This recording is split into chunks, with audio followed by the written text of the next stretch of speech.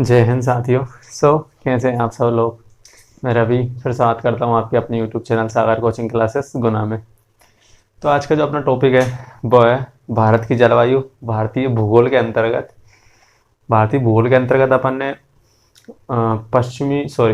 पश्चिमी विक्षोभ और उत्तर पूर्वी मानसून से होने वाली बरसात को पढ़ लिया था। ठीक है, इसके बाद आज बात करेंगे अपन कि दक्षिण पूर्वी मानसून जो आता है गर्मियों के दिनों में, अर्थात जो अब चौमासा अपन जिसे बोलते हैं, दक्षिण पूर्वी मानसून। अब गर्मियाँ स्टार्ट होने वाली है तो उसकी हलचल अभी से स्टार्ट हो जाएगी, ठीक है ना। तो उसी को जानने के लिए पहले इसको समझना बहुत जरूरी है। अंत उष्णकटिबंधीय क्षेत्र का विकास या ITCZ, inter tropical conversion zone. यदि आपने इसको समझ लिया तो इतना मेरा दावा है कि आप उसको भी समझ जाओगे यहीं से, यानी कि दक्षिण ठंडी के दिनों में होने वाली बरसात को भी, और पूरा का पूरा चौमासा यानी कि दक्षिण पूर्वी मानसून भी आपको समझ में आ जाएगा कि आखिरकार मानसून आता कैसे, भारत में बरसात कैसे करता है। ठीक है, तो इसको समझने के लिए, इससे समझने से पहले मैं एक चीज़ और बता दूं कि यदि आपने अगर MPPSC का फॉर्म डाला हो और उसके अंतर्गत आपने जो विश्व भूगोल है अपना, उसके अंतर्गत पर्वत, पठार, वायुदाब की पेटियाँ, समुद्र, ठीक है, जितने भी हैं, जितने सारी जो कुछ भी हैं उसमें वायुदाब की पेटियों से लेके सभी चीज़ें, प्लेट टेक्टोनिक थ्योरी वगैरह। तो यदि आपको उनको वीडियोस चाहिए हो तो मुझे कमेंट करके बता दीजिए, मैं उनके ऊपर वीडियो बना दूंगा। आप बेहिचक हो गए, उनसे एक भी क्वेश्चन बाहर नहीं जाएगा आपका। तो यदि आपको वो चाहिए और आपने फॉर्म डाला हो तो मुझे कमेंट करके ज़रूर बताएं, तो मैं इसके बाद पेटियों के ऊपर वीडियोस बना दूंगा। यानी कि पृथ्वी पर वायुदाब की पेटियाँ पूरी 7 होती हैं, जिसमें से 3 निम्न दाब की पेटियाँ होती हैं और 4 उच्च दाब की पेटियाँ होती है। कितनी? 7 वायुदाब की पेटियाँ पाई जाती है पूरे भारत, पूरे विश्व में। ठीक है, पूरे वायुमंडल में 7, जिसमें से 3 निम्न दाब की और 4 उच्च दाब की पेटियाँ पाई जाती है। बहरहाल छोड़िए उस चीज़ को, अपन इसको बात करते हैं आज, अंत उष्णकटिबंधीय क्षेत्र का विकास कैसे होता है। तो वीडियो को अंत तक देखिए, पूरा देखना तभी जाके समझ में आएगा, नहीं आए तो 2 बार देखिए और कमेंट करके पूछ लेना बाद में। ये मैंने मैप बनाया है, ये है विषुवत रेखा। ये वाली जो बीच वाली जो रेखा है, इसे अपन क्या कहेंगे? 0 डिग्री अक्षांश रेखा या विषुवत रेखा है। ठीक है, विषुवत रेखा, भूमध्य रेखा, ठीक है, इंग्लिश में इक्वेटर बोलते हैं इसको। तो होता क्या है कि वर्ष भर यानी कि पृथ्वी पर अगर कहीं सबसे ज्यादा तापमान पड़ता है, अगर आपसे पूछा जाए कि पृथ्वी पर सबसे ज्यादा गर्मी कहाँ पड़ती है, तो आपका जवाब एक ही होना चाहिए, विषुवत रेखा पर। कहाँ पड़ती है? विषुवत रेखा पर। और विषुवत रेखा पर भी कहाँ से? 5 डिग्री उत्तरी अक्षांश से लेके 5 डिग्री उत्तरी अक्षांश और 5 डिग्री दक्षिणी अक्षांश, यानी कि 5 डिग्री उत्तरी अक्षांश नॉर्थ और 5 डिग्री साउथ यानी कि दक्षिणी अक्षांश। क्योंकि पृथ्वी को 2 गोलार्धों में बांटा गया ना, उत्तरी गोलार्ध और दक्षिणी गोलार्ध। तो 5 डिग्री उत्तरी गोलार्ध की अक्षांश रेखा है और 5 डिग्री दक्षिणी गोलार्ध की अक्षांश रेखा है। इन दोनों के बीच में क्या होता है? पृथ्वी पर सबसे ज्यादा तापमान पाया जाता है। अगर पृथ्वी पर कहीं सबसे ज्यादा तापमान पाया जाता है, अर्थात कहीं सबसे ज्यादा गर्मी पड़ती है, तो विषुवत रेखा पर पड़ती है। और आपसे ये क्वेश्चन भी पूछा जाता है कि पृथ्वी पर सबसे ज्यादा गर्मी कहाँ पड़ती है, तो उसमें दोनों ऑप्शन मिल जाएंगे, 5 डिग्री उत्तरी अक्षांश, 5 डिग्री दक्षिणी अक्षांश के मध्य में, या फिर और कोई भी अक्षांश रेखाएं दे देगा। तो आपका ऑप्शन क्या होना चाहिए? 5 डिग्री उत्तरी अक्षांश से लेकर 5 डिग्री दक्षिणी अक्षांश तक में बीच में क्या पड़ती है, यानी कि विषुवत रेखा के उत्तर की तरफ जाएंगे तो 5 डिग्री अक्षांश रेखा, और विषुवत रेखा से दक्षिण की तरफ जाएंगे तो 5 डिग्री अक्षांश रेखा, यानी कि 5 डिग्री इधर और 5 डिग्री इधर, ये विषुवत रेखा से। तो पृथ्वी पर क्या होता है? सबसे ज्यादा गर्मी विषुवत रेखा पे पड़ती है। ठीक है, विषुवत रेखा पर होता क्या है कि जो सूर्य की लंबवत किरणें हैं, सूर्य की लंबवत किरणें क्या करती हैं? साल भर चमकती रहती है। क्या करती है? साल भर चमकती। लंबवत किरणें वो होती हैं जो बिल्कुल अपने सर पे चमकती है, उन्हें अपन क्या कहते हैं? लंबवत किरणें कहते हैं। ठीक है, तो पृथ्वी पर सबसे ज्यादा गर्मी कहाँ पड़ती है? तो विषुवत रेखा पर पड़ती है। और विषुवत रेखा पर जब गर्मी पड़ती है तो यहाँ पर जो समुद्र है, यानी कि यहाँ की जो हवाएं वगैरह हैं या समुद्र है, वो भी कैसे रहेंगे? गर्म रहेंगे। क्या रहेंगे? वो भी कैसे रहेंगे? गर्म रहेंगे। तो जो विषुवत रेखा पर जब सबसे ज्यादा गर्मी पड़ती है तो यहाँ की जो हवाएं होती है वो भी कैसी रहती है? गर्म हो जाती है। क्यों? अब गर्मी पड़ रही है तो अपने गर्मियों के दिनों में अपने यहाँ पे देखते हैं अपन, अपनी हवाएं कैसे हो जाती है? गर्म होती है कि ठंडी होती है? गर्म होती है ना भाई। तो गर्म, कूलर में पानी डालते हैं तब जाके कूलर ठंडी हवा देता है। तो उसी तरीके से क्या होता है कि जब विषुवत रेखा पर जब गर्मी पड़ती है सबसे ज्यादा, तो वहां की जो हवाएं होती है वो कैसी रहती है? तो गर्म हवाएं रहती है। कैसी हवा रहती है? गर्म हवाएं रहती है। तो जो गर्म हवाएं होती है उनकी एक खासियत होती है कि वो क्या करती है, ऊपर उठती है। क्या करती है, ऊपर उठती है, नीचे नहीं बैठती, ऊपर उठती है। आप इस तरीके से उदाहरण, इसका सबसे अच्छा उदाहरण ये है, आप एक गुब्बारा लीजिए, गुब्बारे में आप जो गुब्बारा उड़ता है ना, अपन जो छोड़ते हैं मुंह से भर के, अपने मुंह से कैसी गर्म हवा निकलेगी ना, कि ठंडी निकलेगी, गर्म हवा निकलती है मुंह से। तो अपन मुंह से जो हवा भरेंगे वो कैसी रहेगी, गुब्बारे में गर्म हवा रहेगी। जो यानी कि जो गुब्बारे में अपन जब गर्म हवा भरेंगे तो वो क्या करेगा, ऊपर उठेगा। क्या करेगा, ऊपर उठेगा गुब्बारा। लेकिन यदि वही गुब्बारे में यदि आप ठंडी हवा डाल दोगे तो गुब्बारा ऊपर नहीं उठेगा। क्या, गुब्बारा ऊपर नहीं उठेगा, क्योंकि जो हवा का घनत्व है वो बढ़ जाता है। ठीक है, तो जो ठंडी जो गर्म हवाएं होती है वो क्या करती है, ऊपर उठती है। क्या करती है, ऊपर उठती है। तो विषुवत रेखा पर क्या पड़ती है, साल भर गर्मी पड़ती है। इसीलिए इस क्षेत्र में क्या हो जाता है, निम्न दाब का क्षेत्र का उत्पन्न हो जाता है। क्या हो जाता है, निम्न दाब का क्षेत्र का उत्पन्न हो जाता है। निम्न दाब का यानी कि विषुवतीय निम्न दाब की पेटी का निर्माण हो जाता है, क्योंकि यहां पर हवाएं क्या करती है, टकरा कर ऊपर उठती है। क्या करती है, जहां पर भी हवाएं गर्म होकर और टकरा कर ऊपर उठ रही हैं, उस जगह को अपन कहते हैं निम्न दाब। क्या होता है, निम्न दाब। यानी कि जहां हवाएं गर्म होकर ऊपर उठती हैं टकरा कर आपस में, उसे अपन कहते हैं निम्न दाब। क्या कहते हैं, निम्न दाब। और जहां पर हवाएं ठंडी होकर नीचे उतरती हैं, यानी कि नीचे बैठती हैं जमीन पे, उसे कहते हैं अपन उच्च दाब। क्या कहते हैं, उसे उच्च दाब। ठीक है, तो जो विषुवत रेखीय निम्न दाब की पेटी का निर्माण होता है, उसका सबसे बड़ा कारण यही है, तापीय कारण। किसके कारण होता है इसका, तापीय, यानी कि तापमान के कारण किसका निर्माण होता है, तो विषुवत रेखा के निम्न दाब की पेटी का निर्माण होता है। क्योंकि यहां पर क्या होता है कि साल भर क्या करती है, हवाएं गर्म होकर ऊपर उठती रहती है। क्या करती है, ऊपर उठती रहती है। ठीक है, अब मैं एक चीज बता रहा हूं आपको कि ITCZ या अंता उष्ण कटिबंधीय अभिसरण क्षेत्र, क्या, अंता उष्ण कटिबंधीय अभिसरण क्षेत्र या ITCZ, inter tropical conversion zone, इसको इंग्लिश में क्या कहते हैं, तो inter tropical conversion zone. Conversion का मतलब अभिसरण यानी कि टकराव। तो यहां पर हवाएं क्या करती हैं, विषुवत रेखा पर हवाएं गर्म होकर क्या करती हैं, गर्म होकर टकराती हैं। क्या करती हैं, गर्म होकर टकराकर ऊपर उठती हैं। क्या करती हैं, गर्म होकर टकराकर ऊपर उठती है। इसीलिए इसे यहाँ पर किस क्षेत्र का निर्माण हो जाता है, निम्न दाब के क्षेत्र का निर्माण होता है, जिसे अपन क्या कहते हैं, तो अंता उष्ण कटिबंधीय अभिसरण क्षेत्र कहते हैं, या इंग्लिश में बोलते हैं इसको ITCZ, अर्थात इंग्लिश इसका फुल फॉर्म होता है इंटर ट्रॉपिकल कन्वर्जन जोन होता है। ठीक है, और कहां पे होता है ये सब कुछ, तो विषुवत रेखा पर होता है। विषुवत रेखा पर जो निम्न दाब का क्षेत्र पाया जाता है, वहां पे जो हवाएं होती है, यानी कि विषुवत रेखा पर जो हवाएं चलती है उनमें क्षैतिज प्रवाह नहीं पाया जाता। क्षैतिज प्रवाह मतलब कि हवाएं अपन हवा चलती है तो अपन को महसूस होता है कि हवा चल रही है, क्योंकि हमसे टकराती है हवा। कैसे, क्षैतिज प्रवाह यानी कि इस तरीके से। तो क्षैतिज प्रवाह नहीं होता है, हम हमेशा यहाँ हवा क्या करती है, तो हमेशा यहाँ पर हवाएं टकराकर और ऊपर उठती रहती है। क्या करती है, ऊपर उठती रहती है, जिसके चलते वायुमंडल में किसका निर्माण हो जाता है, तो निम्न दाब के क्षेत्र का निर्माण हो जाता है, जिसे अपन क्या कहते हैं, तो ITCZ कहते हैं, या अंता उष्ण कटिबंधीय अभिसरण क्षेत्र कहते हैं। ठीक है, इतना समझ में आया। ठीक है, इसके बाद बात करते हैं, और इसका सबसे बड़ा कारण एक ही है, तापमान। क्या होता है, तापमान ही कारण होता है। किसके कारण, क्योंकि जब तापमान बढ़ेगा तभी तो हवाएं गर्म होंगी, और जब हवाएं गर्म होंगी तो वो क्या करती है, ऊपर उठती हैं, जिसके चलते किसका निर्माण हो जाता है, तो निम्न दाब के क्षेत्र का निर्माण हो जाता है, जिसे अपन क्या कहते हैं, तो ITCZ कहते हैं। ठीक है, अब यहां पर क्या हो जाता है, निम्न दाब के क्षेत्र का निर्माण हो जाता है, यानी कि विषुवत रेखा पर पृथ्वी में विषुवत रेखा पर क्या होता है, निम्न दाब के क्षेत्र का निर्माण हो जाता है। तो निम्न दाब के क्षेत्र को भरने के लिए, यानी कि ये क्या हो जाता है, एक खाली स्थान का निर्माण हो जाता है। क्या हो जाता है, खाली स्थान का। तो इस निम्न दाब के क्षेत्र को भरने के लिए पृथ्वी पर 30 से 35 डिग्री उत्तरी अक्षांश, 30 से 35 डिग्री उत्तरी अक्षांश और 30 से 35 डिग्री दक्षिणी अक्षांश, ये कौन सा है, दक्षिणी, ये मैंने लिखा है साउथ पोल। साउथ पोल यानी कि दक्षिणी गोलार्ध, और ये कौन सा लिखा है, तो नॉर्थ पोल यानी कि उत्तरी गोलार्ध।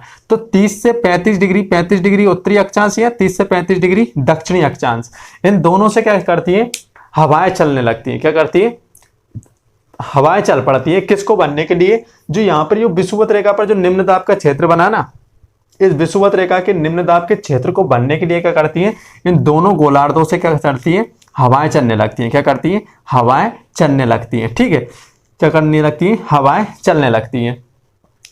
ये जो हवाएं आती है ना, ये 30 से 35 डिग्री अक्षांश रेखाओं से जो हवाएं आती है, वो सीधे किस, यानी कि वो सीधे विषुवत रेखा से नहीं टकराती, यानी कि सीधे नहीं मुड़ती, वो थोड़ा सा किस तरफ घूम जाती है, तो पश्चिम की तरफ घूम जाती है। क्या करती है ये दोनों हवाएं, क्या करती हैं, तो पश्चिम की तरफ, यानी कि जो दक्षिणी गोलार्ध से आएंगी वो भी थोड़ी सी पश्चिम की ओर झुक जाएंगी, और जो उत्तरी गोलार्ध से आएंगी वो भी क्या करती है, थोड़ी से दक्षिण पश्चिम की ओर झुक जाती है। यानी कि ये हवाएं सीधे नहीं आएंगी, इस तरीके से नहीं आएंगी, नहीं, ये हमेशा किस तरफ आएंगी, तो पश्चिम की तरफ आएंगी।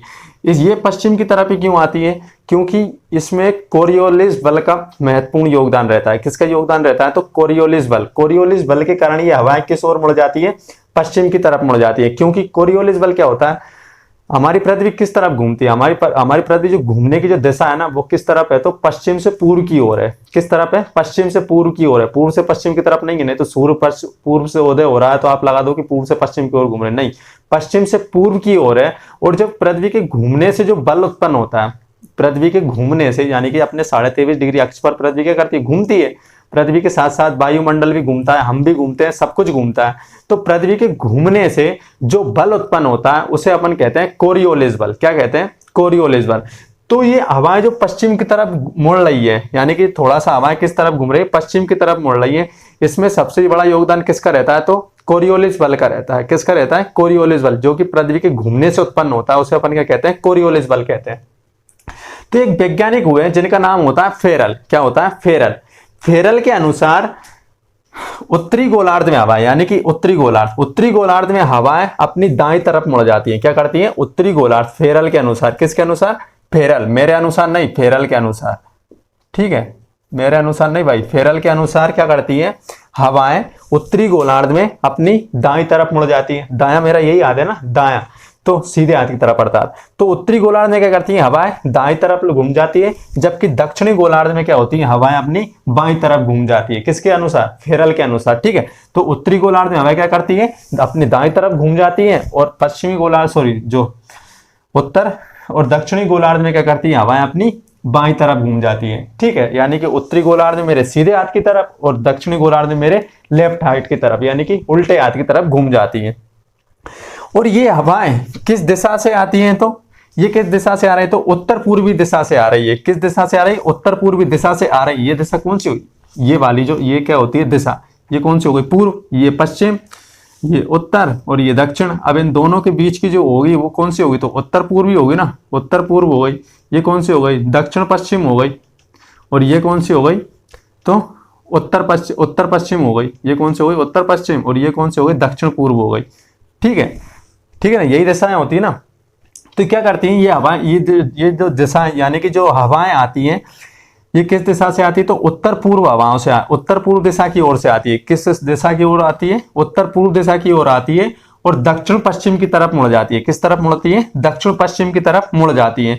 इन हवाओं को अपन क्या कहते हैं, व्यापारिक पौने कहते हैं। क्या कहते हैं, व्यापारिक पौने। क्या कहते हैं, व्यापारिक पौने, ठीक है, व्यापारिक पवने या व्यापारिक पौने कहते हैं, ठीक है। यानी कि इन हवाओं को क्या कहते हैं, व्यापारिक पौने कहते हैं। स्थानीय हवाएं होती है। ये कैसी हवाएं होती है, तो स्थानीय हवाएं होती है जो धरातल पर बहती है।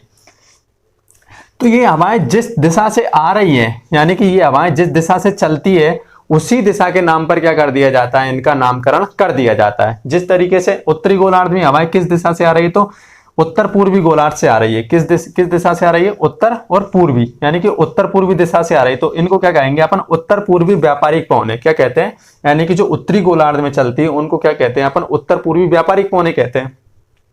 और जो दक्षिणी गोलार्ध में चलती है उनको कहते हैं अपन दक्षिण, कौन सा हुआ ये, दक्षिण, और ये कौन सा हो गया, दक्षिण पूर्वी व्यापारिक पौने। क्या कहते हैं अपन, दक्षिण पूर्वी, ये वाला हिस्सा इसी से दिशा चल रही है ना, इसी दिशा से, तो दक्षिण पूर्वी व्यापारिक पौने कहते हैं। और ये चल किस दिशा की ओर रही है, तो उत्तर पश्चिम की तरफ चल रही है, नहीं सॉरी, हाँ, उत्तर पश्चिम की तरफ चल रही है। तो ये जो दिशाएं होती हैं, ये किस दिशा से आ रही है, उत्तर पूर्वी व्यापारिक पौने कहते हैं इन्हें क्या कहते हैं, दक्षिण पूर्वी व्यापारिक पौने कहते हैं, ठीक है। आप इतना याद रखिए कि उत्तरी गोलार्ध में जो हवाएं चलती हैं उन्हें अपन क्या कहते हैं, उत्तर पूर्वी व्यापारिक पौने कहते हैं। और जो दक्षिणी गोलार्ध में चलती है उन्हें अपन क्या कहते हैं, दक्षिण पूर्वी व्यापारिक पौने कहते हैं। ये कैसी होती है, स्थानीय हवाएं होती है, क्योंकि ये क्या होती है, ये सीधे जाकर किससे नहीं मिलती, विषुवत रेखा पर सीधे जाके नहीं टकराती, बल्कि थोड़ा सा पश्चिम की ओर झुक जाती है। किस तरफ घूम जाती है, तो पश्चिम की ओर घूम जाती है। और किस कारण से घूमती है, तो कोरियोलिस बल के कारण। और ये यहाँ पर चल क्यों रही है, क्योंकि यहाँ पर विषुवत रेखा पर जो निम्न दाब का क्षेत्र बना है, यानी कि जो खाली स्थान बना है, क्या कर रही है, यहाँ पर हवाएं टकरा कर क्या करती हैं, ऊपर उठती हैं।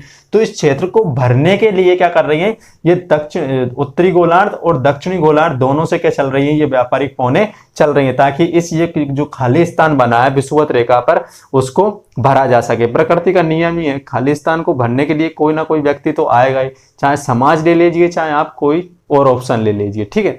तो यहाँ पर क्या होता है, जब खाली स्थान बन जाता है तो इन दोनों को भरने के लिए, इस खाली स्थान को भरने के लिए क्या करती है, दोनों गोलार्धों से हवाएं चल पड़ती है, यानी कि 30 से 35 डिग्री उत्तरी अक्षांश और 30 से 35 डिग्री दक्षिणी अक्षांश से इन दोनों गोलार्धों से क्या करती है, विषुवत रेखा की तरफ ये हवाएं चल पड़ती है। और जब यहाँ पर ये हवाएं आती है तो यहाँ क्या पड़ती है, अत्यधिक गर्मी पड़ती है, और अत्यधिक गर्मी पड़ने के साथ ये हवाएं भी क्या हो जाती है, गर्म हो जाती है, और गर्म होकर क्या करती है, ऊपर उठती है। क्या करती है, ऊपर उठती है। तो इस जो ऊपर उठती है तो ये क्या होती है, निम्न दाब के क्षेत्र का निर्माण करती है, ठीक है। यानी कि इस तरीके से देख लीजिए, यानी कि 30 से 35 डिग्री अक्षांश बोला है मैंने, तो 30 यहाँ पे लिख दिया मैंने, 35 वहां लिख दिया था। तो 30 डिग्री दक्षिणी गोलार्ध और 30 डिग्री उत्तरी गोलार्ध, ये दोनों गोलार्धों से क्या चल रही है, हवाएं चल रही है। ये कौन सा क्षेत्र कहलाता है, तो ये उच्च दाब का क्षेत्र कहलाता है। 30 से 35 डिग्री अक्षांश के मध्य कौन सा क्षेत्र पाया जाता है, तो उच्च दाब का क्षेत्र पाया जाता है।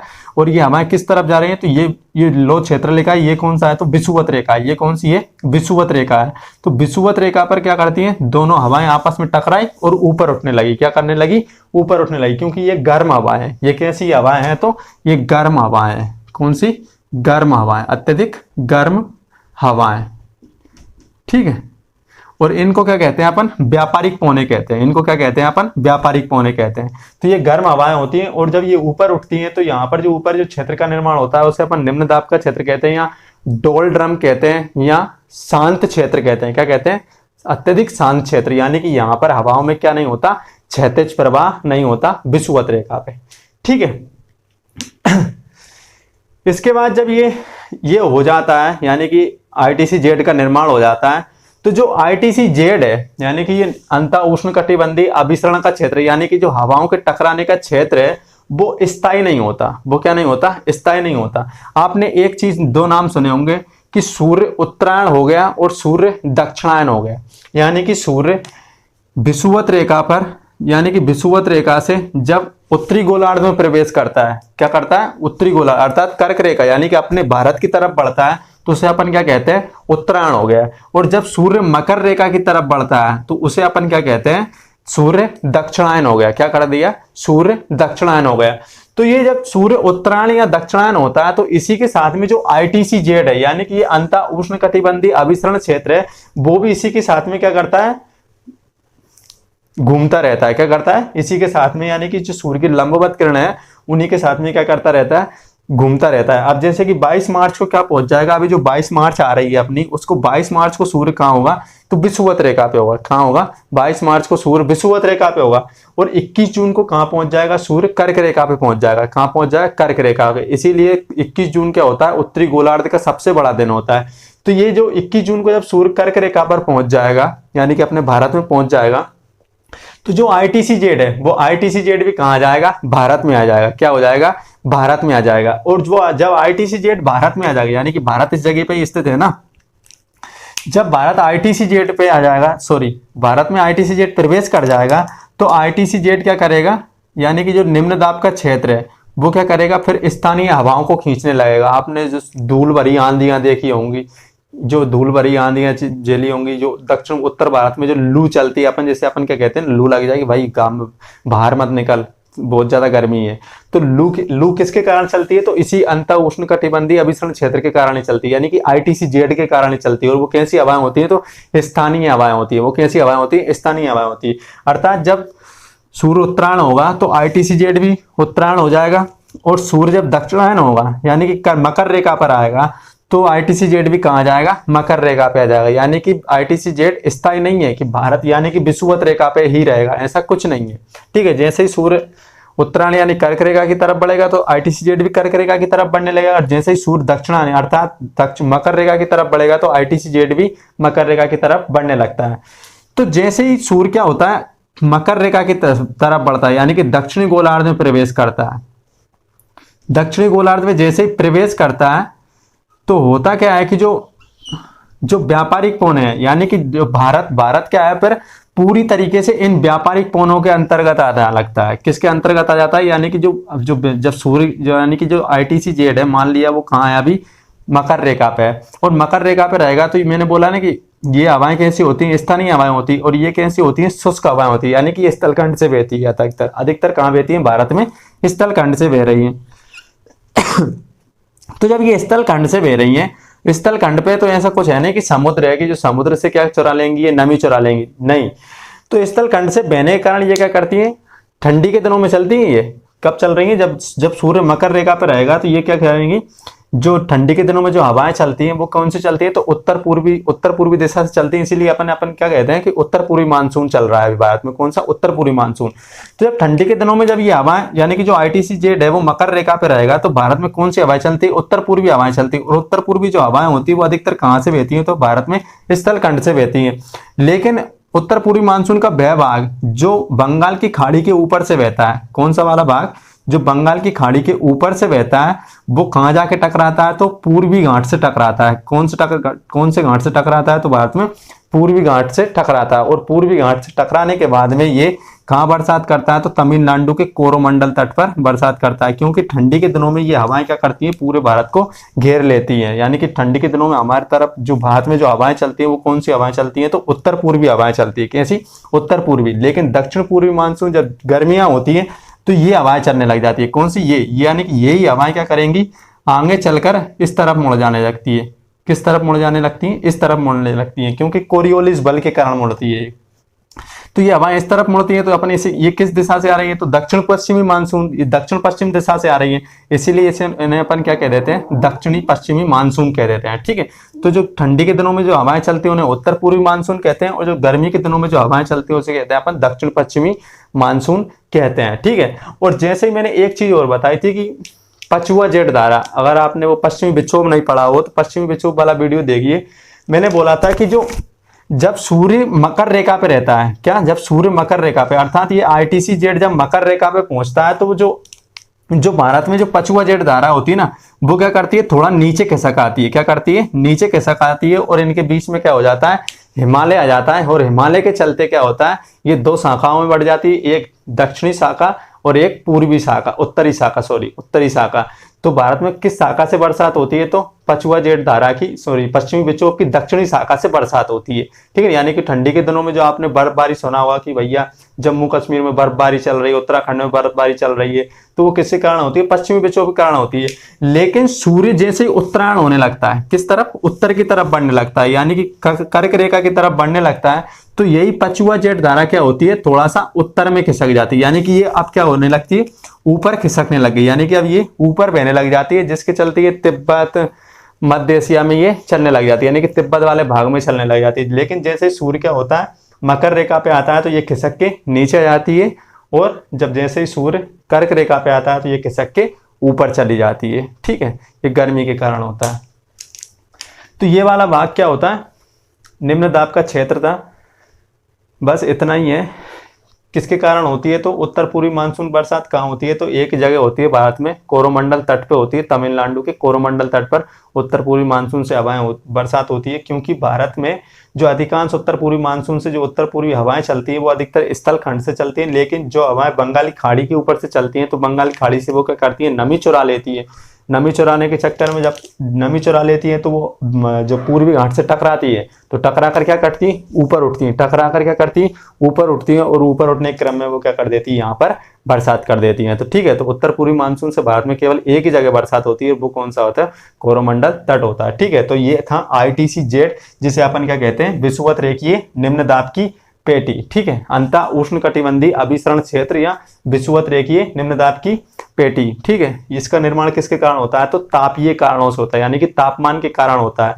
और इस तापमान के कारण जब यहाँ पर निम्न दाब का क्षेत्र बन जाता है, अर्थात सूर्य जो हवाएं हैं वो ऊपर उठने लगती है टकरा कर, यानी कि निम्न दाब का क्षेत्र बन जाता है। तो इस निम्न दाब के क्षेत्र को बनने के लिए दोनों गोलार्धों से 30 से 35 डिग्री अक्षी और 30 से 35 डिग्री दक्षिणी अक्षांशों से क्या चलती हैं, हवाएं चलती हैं। ये हवाएं सीधे ना जाकर थोड़ा पश्चिम की तरफ रुख कर लेती हैं। और ऐसा किसके कारण होता है, तो कोरियोलिस बल के कारण होता है, जिसके चलते ये हवाएं क्या करती हैं, थोड़ा सा पश्चिम की तरफ बढ़ जाती हैं। फेरल के नियम के अनुसार उत्तरी गोलार्ध में हवाएं अपनी दाईं तरफ मुड़ जाती हैं और दक्षिणी गोलार्ध में हवाएं अपनी बाईं तरफ मुड़ जाती हैं। जिस दिशा से ये आती हैं उसी दिशा से इनका नाम रख दिया जाता है। जैसे कि जो उत्तरी गोलार्ध में किस दिशा से आ रही है तो उत्तर पूर्व की तरफ से आ रही हैं, और दक्षिणी गोलार्ध में किससे आ रही हैं तो दक्षिण पूर्व की तरफ से आ रही हैं। ठीक है, तो उत्तर पूर्व में उत्तर पूर्वी गोलार्ध, उत्तर पूर्वी हवाएं, इन्हें व्यापारिक पौने कहते हैं। तो उत्तर पूर्वी व्यापारिक पौने, और ये कौन सी है तो दक्षिण पूर्वी व्यापारिक पौने कहते हैं। ठीक है, ये था अंतउष्णकटिबंधीय क्षेत्र का निर्माण। अगर ये चीज समझ में आ गई आपने, अगर एक बार और देख लीजिए वीडियो को, 2 बार देख लीजिए, अगर ये समझ में आ गया और फिर भी नहीं आया हो तो मुझे कमेंट करके जरूर बताएं, और उसके बारे में जरूर बताएं। अगर आपको वायुदाब की पेटियां पढ़नी हो तो मैं पढ़ा दूंगा। ठीक है, तो कैसा लगा वीडियो कमेंट करके जरूर बताएं, और अपने दोस्तों को ज़्यादा से ज़्यादा चैनल को शेयर करें यार, और लाइक करें, कमेंट करें। जय हिंद, जय भारत।